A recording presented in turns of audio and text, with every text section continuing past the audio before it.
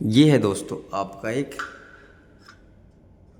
18.5 kilowatt और 25 HP का एक मोटर, जिसका आप देख सकते हैं एफएल है, फुल लोड एफएलसी जो है फुल लोड करंट, ठीक है, या फुल लोड एफएल है जिसे फुल लोड एम्पेयर बोलते हैं। वो कितना दे रखा है 33.5 और इसकी आरपीएम है 1460, इफिशिएंसी 91.2 और पावर फैक्टर जो है आप देख सकते हैं 0.84। तो इस मोटर को चलाना किस में है, तो इस मोटर को आपको डेल्टा में चलाना है। तो इसका कनेक्शन जो होता है स्टार और डेल्टा में होता है, जो जिसके लिए आपको 6 तार आते हैं, मतलब कि 2 आपको यहाँ पर दिख रहे होंगे केबल आए हैं, जिसमें 3 तार कनेक्ट कर दिए गए हैं और एक ग्रीन तार जो कि अर्थिंग के लिए हम यूज़ कर लेते हैं, जिसका कनेक्शन आप ऊपर से देख सकते हैं कैसा होता है। सिंपल होता है। इसमें एक तरफ के 3 टर्मिनल पर, दूसरे तरफ के 3 टर्मिनल पर एक तार, इस तार को हम जोड़ देते हैं। और स्टार डेल्टा में कैसे कनेक्शन कहते हैं ऑलरेडी हमने इसके ऊपर वीडियो बना रखा है, तो इस टर्मिनल के बारे में हम जानकारी लेंगे। हम जानेंगे कि इस मोटर को चलाने के लिए आपको कितने एम्पियर का कंडक्टर यूज किया गया है उसको दिखाते हैं। एमसीबी कितना का यूज़ किया गया है वो सब दिखाते हैं आपको। तो ये है इसका पैनल दोस्तों, जिसके ऊपर आप देख सकते हैं ये ब्लेंडर के लिए आपका मोटर है, ये ब्लेंडर है, ये ब्लेंडर के लिए मोटर है। और इसका ये स्टार्ट करने का आपको पूरा प्रोसेस दे रखा है। जैसे ब्लेंडर स्टार्ट का पुश बटन है, ब्लेंडर स्टॉप का पुश बटन आप देख रहे हैं यहाँ पर है। फिर इसको इंच में चलाना है तो इंच का झटका देकर चलाना है, तो ये इंच का है। फिर टाइमर ऑन ऑफ करने के लिए ये टाइमर है, प्रोसेस टाइम कितना पर सेट करना है उसके लिए। टाइमर को अगर प्रोसेस सेट कर दिया है, अब उसको रीसेट करना चाहते हैं तो इसके लिए ये है। तो ये समझ में आ गया होगा, ये प्रोसेस और टाइम को रीसेट करने के लिए। और इमरजेंसी स्टॉप का ये बटन है, आप इसको दबा दोगे तो कहीं पावर नहीं आएगा। इसको हम हटा देते हैं इमरजेंसी को। ये ब्लेंडर ऑन का इंडिकेटर, ये ब्लेंडर ट्रिप का इंडिकेटर, और ये इमरजेंसी पर लगा देंगे तो उसका इंडिकेटर यहाँ पर आएगा, ठीक है। बाकी यहाँ प्रोसेस टाइमर है और RYB 3 फेज़ इंडिकेटर के लिए 3 इंडिकेटर लगे हुए हैं। अब इसको आपको देख सकते हैं, इसके अंतर्गत इस मोटर को कंट्रोल करने के लिए ये सारे अंदर आपको इलेक्ट्रिकल डिवाइसेस लगी हैं, जिसके अंतर्गत क्या है, एक आपका मेन MCB, ठीक है, उसके बाद ये स्टार डेल्टा स्टार्टर बनाया हुआ है और उसके साथ एक टाइमर लगा होता है, तो टाइमर लगा हुआ है, ठीक है। आप यहाँ पर देख सकते हैं MCB कंट्रोल का यहाँ पर 6 एम्पियर का लिया गया है। कहीं भी आपको 6 एम्पियर का ही MCB आपको लिया जाता है, ठीक है। अब MCB पावर के लिए आपको यहाँ पर 63 एम्पियर का लिया गया है इसके लिए, ठीक है। और ये सारे ABB का है। फिर कंडक्टर 1, कंडक्टर 2, कंडक्टर 3 कंडक्टर लगे हुए हैं, आप देख सकते हैं। एक मेन कंडक्टर, एक डेल्टा कंडक्टर, एक स्टार कंडक्टर और एक स्टार डेल्टा टाइमर लगा हुआ है, ठीक है। ये स्टार डेल्टा के लिए यही इक्विपमेंट लगते हैं, डिवाइस लगते हैं, कंडक्टर लगते हैं, ठीक है। अब उसके अंतर्गत आप देख सकते हैं ये कंडक्टर हो गए, जो कि आपको एक्जुलरी X25 30 10 का लगा हुआ है, 3 कंडक्टर, ठीक है। स्टार में, मेन में भी, डेल्टा में भी और स्टार में भी सेम कंडक्टर यूज किया गया है, जिसमें AX25 का मतलब होता है ये 25 एम्पियर का कंडक्टर है। ये तीनों 25-25 एम्पियर का कंडक्टर है। उसके बाद इसके ऊपर ABB का एक्जुलरी कंडक्टर लगे हुए हैं, जो कि NC और ये भी NC है। 2 NC एड ऑन ब्लॉक लगे हुए हैं, ठीक है। और ये एड ऑन ब्लॉक लगा है, ये भी NC है, कोई दिक्कत नहीं होगा, ठीक है। 2 NC एड ऑन ब्लॉक लगे हुए हैं, एक तो स्टार पर, एक डेल्टा पर। ये इंटरलॉकिंग के लिए लगते हैं दोस्तों, और ऑफ़ के लिए लगते हैं। ऑफ इंडिकेटर को दिखाने के लिए आपको NC का इस्तेमाल किया जाता है। बाकी ट्रिप के लिए ये आपका सिस्टम है, ओवरलोड रिले है दोस्तों। यही ओवरलोड रिले है दोस्तों, आप ध्यान से देख लीजिए, जिसके ऊपर 95, 96 और 97 और 98 लिखा रहता है। ध्यान से देखिएगा तो आपको दिखिएगा। तो 95 कॉमन होता है, 96 NC होता है और 97 NO होता है और 98 भी NO होता है। ये दोनों कंटेक्ट आपस में NO होते हैं। जब हम NC से 97 को पावर दे देते हैं और 97 पर जब पावर आता है तो जब भी ये मोटर ट्रिप होता है तो ये जब भी ये जो अपना ओवरलोड रिले है ये ट्रिप करता है, ओवरलोड होने पर हमने सेट कर रखा अगर 20 एम्पियर 20 से ज़्यादा जाएगा तो क्या होगा, वो ट्रिप करेगा तो यहाँ पर जो 97 पावर रहेगा वो 98 से आउट होगा और ये ट्रिप के लिए इंडिकेटर के लिए इसका इस्तेमाल कर लिया जाता है। ये ट्रिप कर देता है, फंक्शन को पूरा ट्रिप कर देगा, मोटर बंद हो जाएगा और इंडिकेटर को भी पावर चला जाएगा कि इंडिकेट हो जाएगा कि हाँ सिस्टम ये ओवरलोड पे है।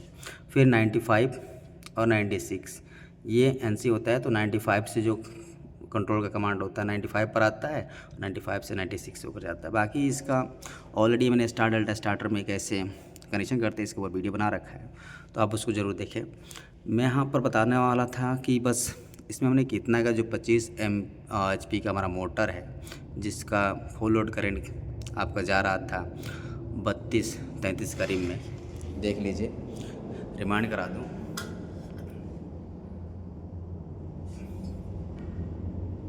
33.5 जा रहा था, तो फुल लोड FLC जो है इसका फुल लोड करंट 33.5 जा रहा था। उसके लिए यहाँ पर यूज किया गया 25 एम्पियर का कंडक्टर।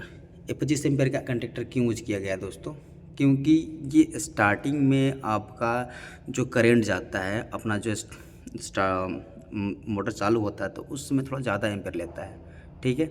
लेकिन उसके बाद यहाँ पर एक देख सकते हैं यहाँ पर 20 एम्पियर का क्या लगाया हुआ है, ये ओवरलोड रिले लगा हुआ है। ये कंपनी ने अपना बना कर दिया है ताकि आपका जो ब्लेंडर है वो मोटर भी सेफ़ रहे और आपका ये समझ में आपको आते रहे कि हम इससे ज़्यादा ऊपर लोड नहीं दे सकते। ये सब कुछ अपना कंपनी दे के चल रही है कि भाई साहब हमारा सेफ़ लोड में ही मोटर चले और मोटर जल्दी ख़राब ना हो। इसके ऊपर ज़्यादा हम लोड देंगे तो मोटर जल जाएगा, तो उसको सेफ्टी देखते हुए इन्होंने अपना कम पैसा लगाना का भी सोचा है, क्योंकि इतना का नहीं लगता है दोस्तों। यहाँ इतना का लगाया है ना, ये चलेगा लेकिन ज़्यादा दिन तक लॉन्ग लास्टिंग नहीं करेगा।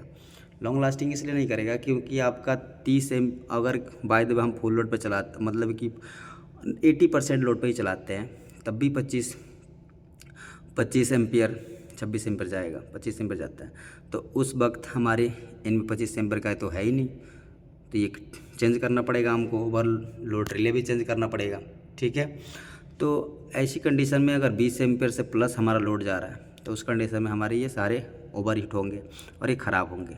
या सपोज कर लो अगर 30 एम्पियर मतलब कि 25 एम्पियर का है, अगर 26 मान लो कि अगर 20 एम्पियर भी जा रहा है तब भी ये दिक्कत में आएंगे।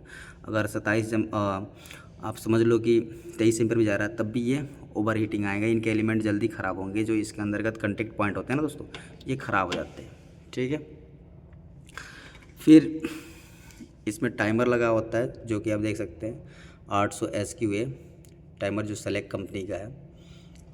इसके ऊपर ऑलरेडी मैं बता रखा हूँ किस तरह से इसका कनेक्शन करते हैं। फिर भी आपको इस मशीन का अगर कनेक्शन समझना है तो इसका डायग्राम के थ्रू आपको इसको समझाऊंगा मैं, जिसके अंतर्गत आपको ये देख सकते हैं ये सारी चीज़ें कैसे काम करती है उसको भी समझेंगे बहुत अच्छे से। आपको सेलेक्ट XT 546 का जो ये आपका प्रोसेस टाइम है इसमें कैसे सेट करते हैं, ऑलरेडी मैंने इसके ऊपर वीडियो बना रखा है, आप उसको भी देखें ताकि कोई भी डाउट ना रह पाए।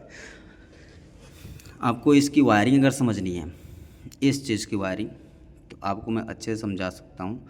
ज़रूर कमेंट्स करें ताकि इसका नेक्स्ट वीडियो आपको इसी के ऊपर हो कि इसका किस तरह से हम यूज करते हैं। एक बार आपको पावर ऑन करके दिखाता हूँ। ये आपका मेन स्विच है, ये सिलेक्टर मेन स्विच का है। ये भी आप देख सकते हैं यहाँ पर ऑफ पोजीशन पे है। जैसे ही आप इसको ऑन करेंगे तो ये मेन पे आ गया और यहाँ पर देख सकते हैं यहाँ पर ऑन लिखा हुआ भी है, यहाँ पर पावर आ जाता है, ठीक है। RYB 3 फेज़ का पावर यहाँ पर कम्प्लीटली आ गया है, जिसमें आपका प्रोसेस टाइम है, जिसमें आप सेट कर सकते हैं कितना मिनट का, आप देख सकते हैं मिनट है ना, तो कितना मिनट चलाना है। उसके बाद सेट करेंगे तो ये मिनट सेट हो जाएगा अब ये चलना चालू हो जाएगा। ठीक है, अब जब आप इसको कमांड देंगे, एक बार रीसेट कर देंगे तो यहाँ पर 7 आ जाएगा। इसको रीसेट कर देने के बाद ये टाइम प्रोसेस में आ जाएगा। ठीक है, इसमें बहुत सारे सेटिंग होते हैं जिसको आपको अगर नहीं पता है तो आप जरूर कमेंट करें ताकि इसके बारे में बताएं। बाकी यहाँ पर blender start, blender stop, inch में चलाना है तो इंच में चलेगा, इंच में आपको झटका देगा मोटर चलेगा। ठीक है, जितना समय दबाएंगे उतना समय यह ऑन होगा। ठीक है, और अगर ब्लेंडर स्टार्ट कर देते हैं तो टेम्परेरी जितना समय आपने सेट कर रखा होगा उतना समय ऑन रहेगा। और टाइमर के साथ, अगर टाइमर ऑफ़ करेंगे तो यहाँ से टाइमर ऑफ हो जाएगा। ठीक है, फिर भी मोटर चलेगा। अगर टाइमर के साथ इसको चलाना है तो टाइमर के साथ चला सकते हैं। अगर आप इसको बिना टाइमर के चलाना चाहते हैं तो बिना टाइमर के चला सकते हैं। इंच में चलाना चाहते हैं तो इंच में चला सकते हैं। तो ये सारे इमरजेंसी दबा देंगे तो कोई काम नहीं करेगा। आप बटन दबा कर देख लीजिए। ठीक है, बटन दबा करके देख लीजिए, कोई काम नहीं करेगा। इमरजेंसी हटा देते हैं। तो ये सारे कनेक्शन कैसे हुए, अगर आपको डाउट है, इसको समझना है तो कमेंट करें ताकि इसके ऊपर आप वीडियो बनाओ ताकि आपको कोई भी डाउट इससे रिलेटेड ना रह पाए। उम्मीद करता हूँ कि आज का वीडियो आपको समझ में आया होगा, कुछ ना कुछ इससे पॉइंट समझने में आया होगा। इलेक्ट्रिकल में दोस्तों होता क्या है कि आपको फील्ड में चलना पड़ता है और कोई चीज़ें नहीं देखनी पड़ती है, तो उनके नाम भी याद करने पड़ते हैं। तो आपको जब बताया जा रहा है तो आपको नाम कुछ ना कुछ समझ में आ रहा होगा। तो ये सारे डिवाइसेस जो होते हैं इनके नाम भी आपको याद होने चाहिए। तो उम्मीद करता हूँ कि आज का वीडियो आपके लिए हेल्पफुल होगा। मिलते हैं नेक्स्ट वीडियो में, तब तक के लिए take care, bye, see you, Jai Hind, जय भारत।